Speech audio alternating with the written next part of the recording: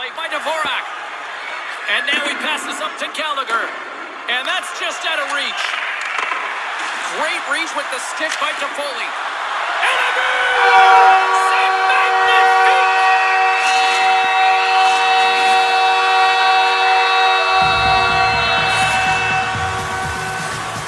They tell you it doesn't have to hit the back of the net. It's just got to get over the goal line for it to count. That one does. The goalie had a big chunk of it. Just not enough. Montreal's got the position that every coach loves, the lead. Then you can use your bench. Then you can use all of the combinations you might think will work for you. You've got a little bit of a cushion with a one-goal lead. The Canadiens have it against the wall. And that's turned aside by Shesterkin. I think through traffic like that, you're just hoping the thing hits you. Denies him with the save. And no luck on that pass attempt. And a stick in the